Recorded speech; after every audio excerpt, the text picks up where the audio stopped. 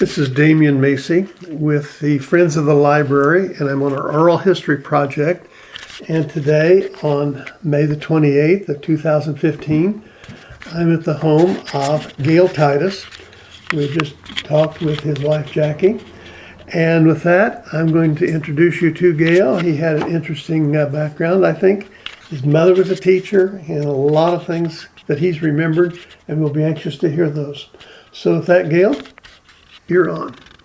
All right, I was born in Terre Haute, Indiana, to Hubert and Alice Titus. I have two brothers.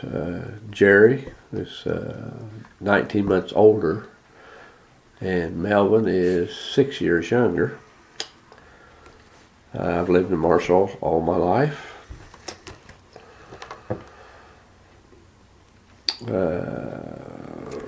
Special memories, let's see here.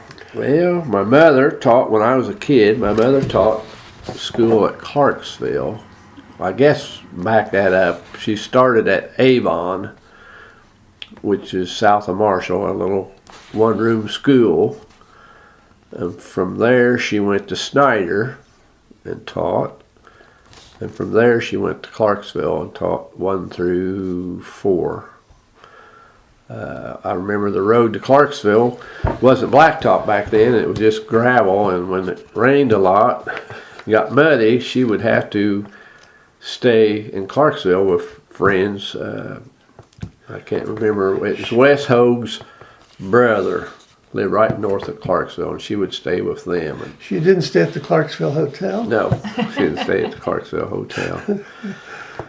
So sometimes Dad would go get her because he always thought he could drive in the country and not get stuck, and he'd get stuck once in a while, and some of the farmers would have to pull him out. But that's the Titus in us, kind of a little hard-headed, I think. So when I growed up, our neighbors was Gene Thompson lived right behind us, or beside us, and behind us was Ray and golly.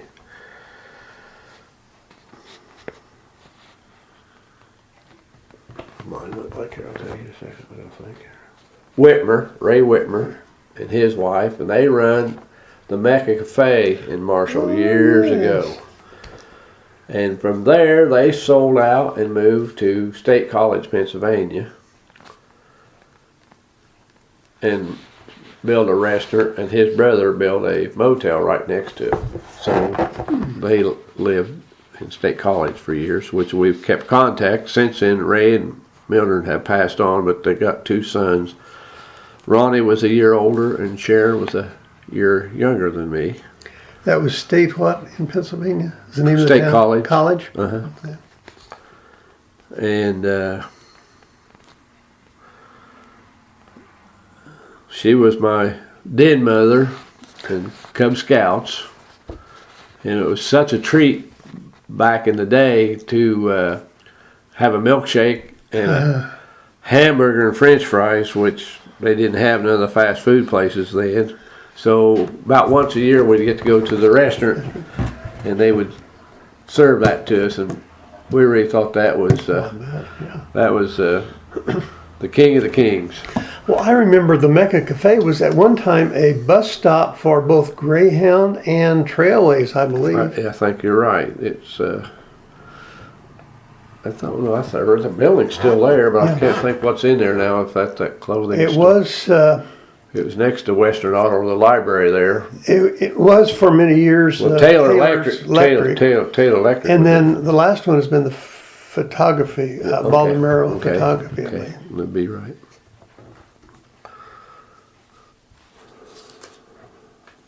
And my childhood growing up,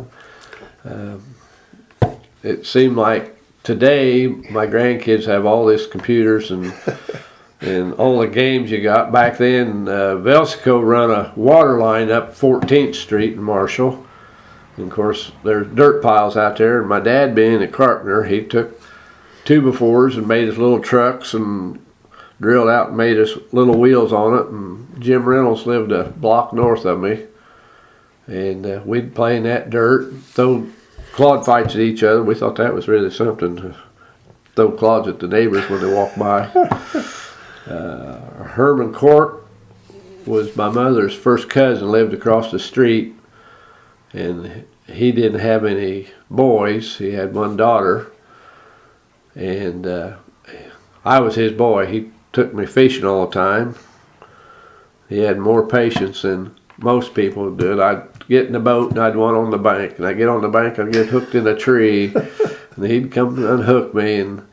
But he, Gale, you mentioned 14th Street. Now, was that North 14th?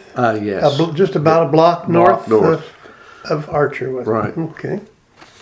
My dad and Grandpa, after World War II, my dad come home from the service, and Grandpa and him bought a block machine, and they made all the blocks where Mom and Dad were, where I growed up there. Okay. Made the blocks for that in my granddad's house, and they laid up the blocks, and we lived in the basement for, gosh, I don't know, 3 or 4 years till Stub Angle from West Air Hope come over and plastered the walls and got all the plastering done, and Dad got the trim down.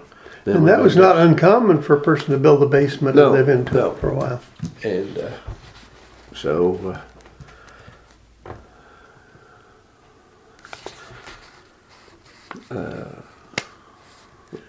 my chores as a kid, well, a lot of people don't believe this, but I thought my dad was about it back then, and I'd follow him around, and I'd always want to do what he did. Well, we had across the street, there was an old barn, and Dad rented it, probably an acre. And we had a milk cow, and we'd always get a run hog, and we'd glean corn to feed the animals. Well, I'd follow Dad over to milk every morning. And one day when I was probably 10 years old, I thought, well, I'm going to surprise Dad. I'm going to milk that old cow this evening.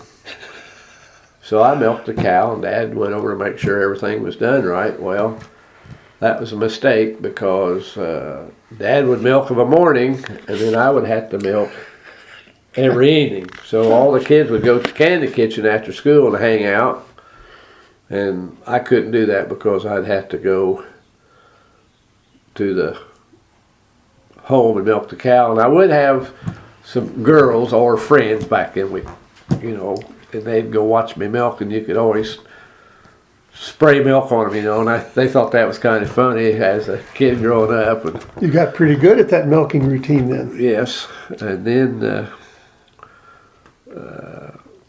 I milked till I was a junior in high school, and then Dad finally sold the cow. And then your brother-in-law, John Mealing, had a cow when he was raising, so when he would get away, he'd call me and want to know if I'd come down and milk. Night and morning, they'd want to be gone. I don't think John and Dodie ever went very far growing up as a kid, working for them some, and I'd go down and milk for him. And Do you know, did your dad sell any milk to like the craft no, she's we been out didn't. here? No, all we ever done, we drank all of us. There was 3 of us boys Okay. and Dad, so we just set a gallon crock of milk out on the table, and usually we'd have to take 2 of them, because except in the spring of the year when there's a lot of onions, and they'd eat them onions, and the milk didn't taste very well. So if you put enough chocolate in it, it'd help. Change the flavor of But it. Mom, we churned butter, and Mom would sell butter, but outside of that, we never sold no milk. And when we made homemade ice cream in the summertime, that milk with little chunks of cream in it, really made the ice cream a lot better than it is today. That wasn't the 2% stuff. No, it wasn't.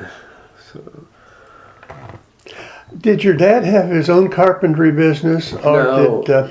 Dad worked out of the Union in Terre Haute. He worked with Johnny Snedeker and made cabinets for just when he wasn't working in Terre Haute. Dad was pretty handy. We used to go down to Kirshner's, and he had a key, and we'd go down there at night, and they had a little shop upstairs in Kirshner's back then, and Dad would make cabinets and use their saw and stuff to do that, and then he'd hang them. Did a lot of sideline work, as far as not really building a whole house, but just cabinets or helping hang a door, or this or that. The church, Mom would take us to the Methodist church when I was a kid growing up. It seemed like I'd go to Methodist church now, but back then it was really active. Our MYF program, of course, families were large. There were probably 26 or 27 of us young kids about the same age. The Huffingtons had 4 kids, and there was 3 of us, and Frank Mitchell's 2 kids, and the Woodards, and we all went there. So we all had friends that we'd take with us. So it was real active. Jack Huffington was our leader, and golly, he put up with more than the average person would put up with, it seemed like. But we'd go roller skating parties, and of course, being an ornery kid, I'd be in the back of his station wagon. And I always tell everybody, and these kids, we've laughed for years, I don't know what I was doing wrong, but he was driving and he reached and got a hold of my ear, and I always said he had an 8-foot long arm because I was in the back, and somehow he got a hold of me and told me to straighten up. But got your attention. But we've laughed. But we'd roller skate parties, and he always had a farm somewhere, and we'd always have a hay ride and a wiener roast.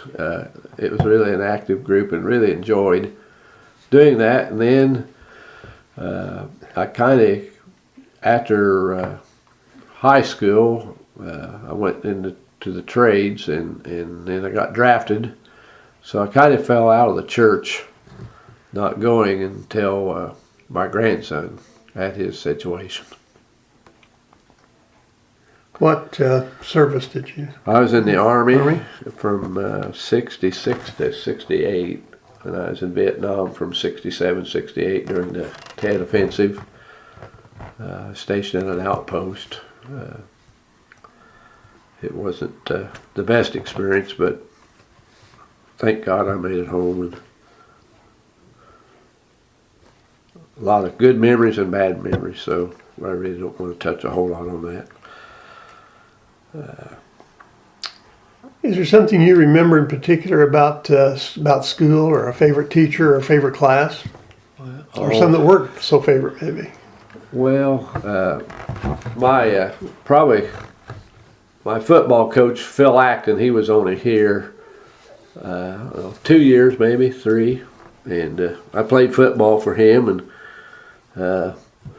played center linebacker, which at 140 pounds, a lot of people today laugh at you when you're not very big, and he shared that embarrassment with me more about, I don't know, maybe 10 years ago. He retired, and they had a retirement party for him in Bolingbrook,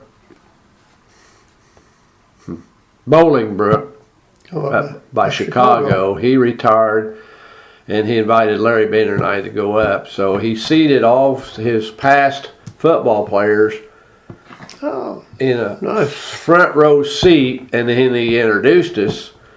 And being that we were the first team that he had right out of college, he set me down, and then Larry Bender was the next year, and then this next guy, and Larry Bender, the people in Marshall, I don't know if you know Larry, but he probably 5'5" and weighs about 145 pounds. And he was another linebacker. And then next to Larry was a guy 6'6" and weighed 250 or 60 pounds. And he turned and looked at us and said, "Well, where did you play?" We said, "Center linebacker." And he laughed. He said, "You guys wouldn't be big enough to carry the water bucket to us."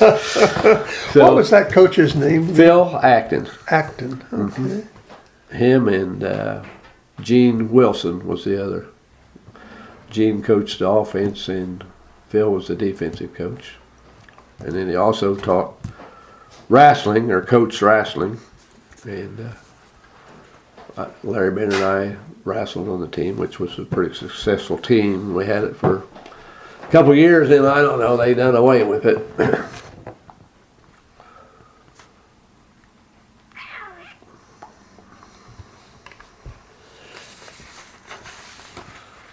Hobbies, I've always hunted all my life. I've always had beagles, bird dogs.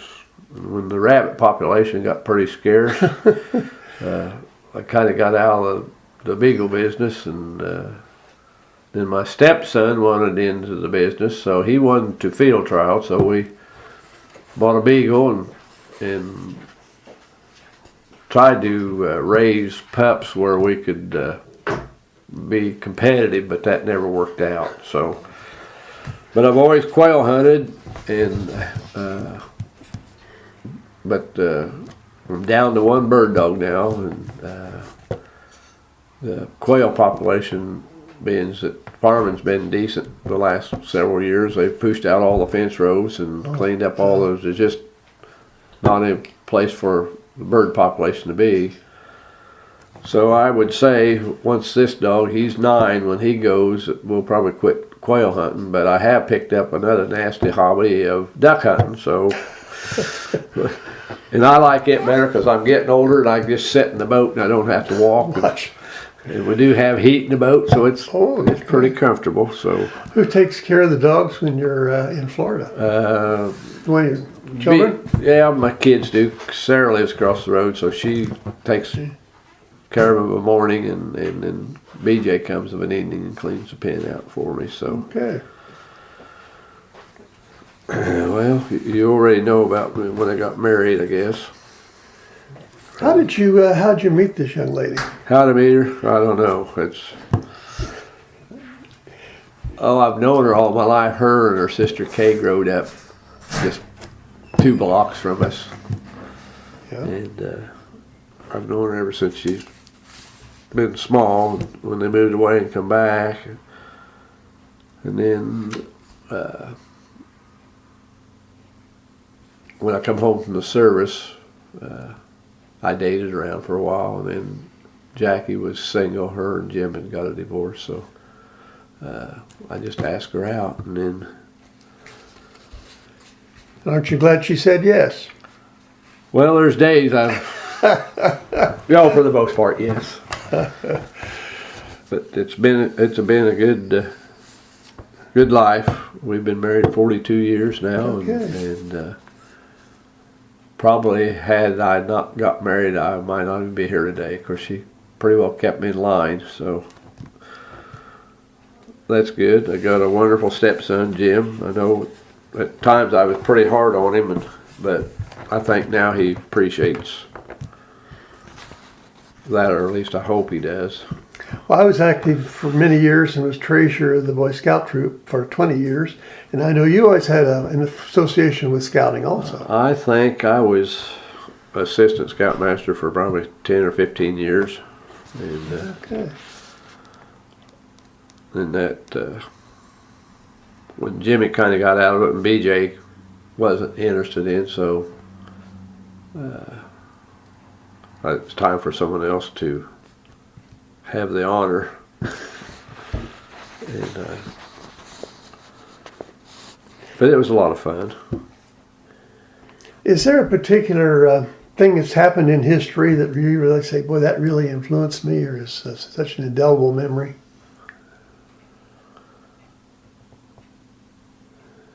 Nothing I can really think of. But, how about a person? You mentioned this coach. Was he probably the one then that you would say would probably influenced your thinking most?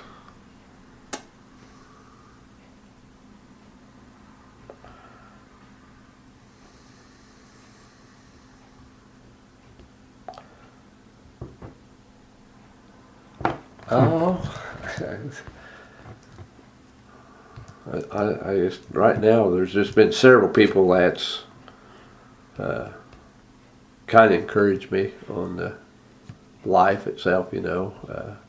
Seems like the pastor at church has probably done as much as anything. Reverend Deal and John Davis has met a lot.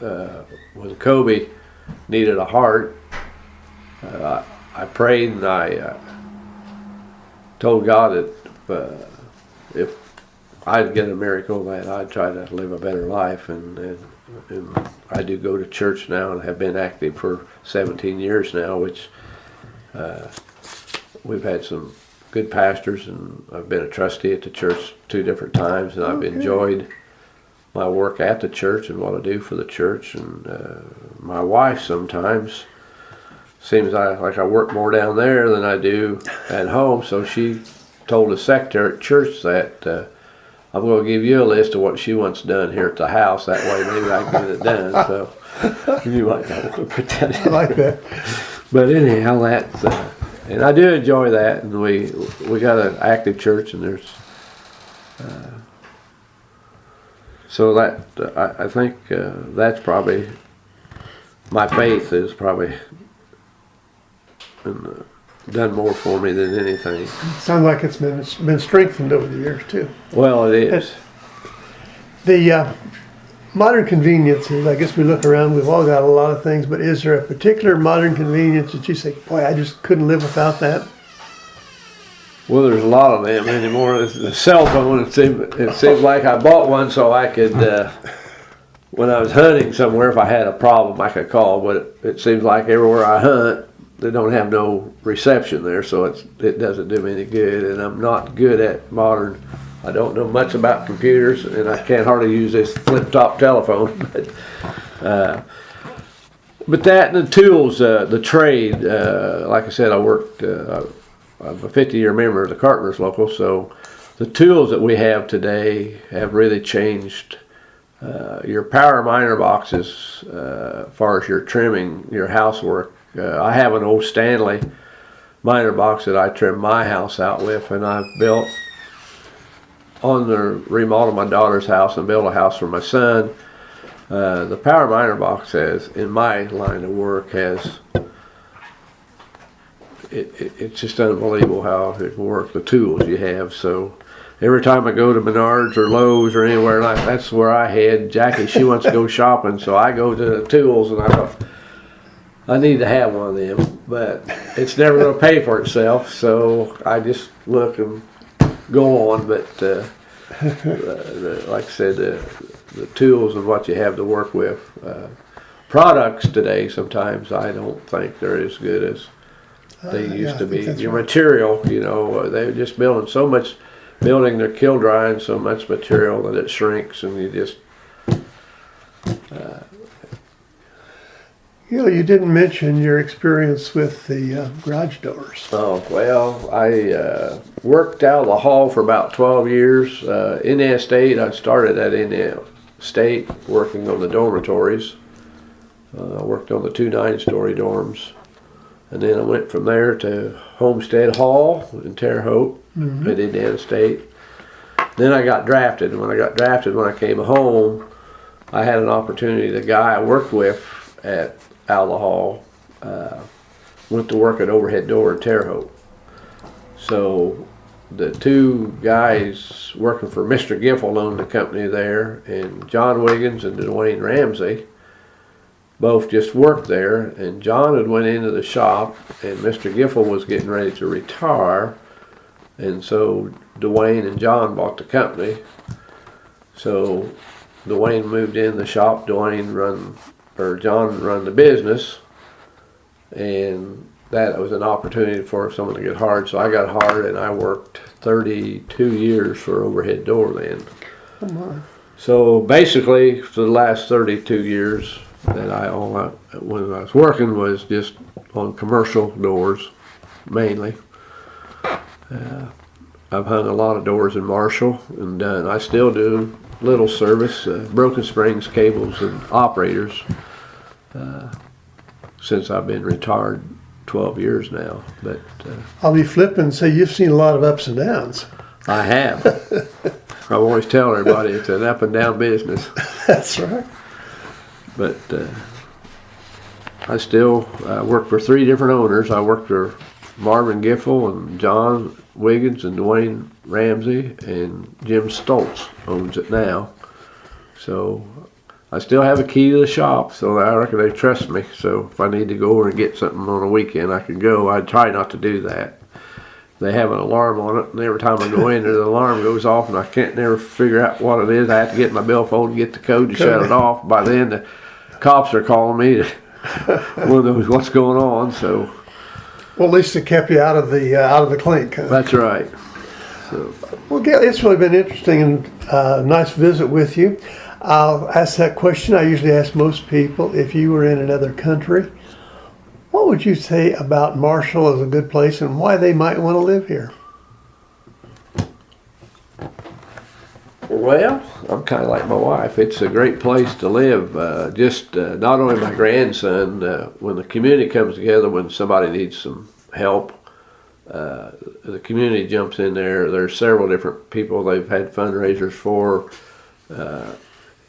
It's just great. It's just knowing one another, the help that's out there. You know, the churches and just everybody in this community. So it's a clean place to live. It's got some of the best water, drinking water, and I've been in a lot of towns and drank water, and Marshall's, in my opinion, has good water.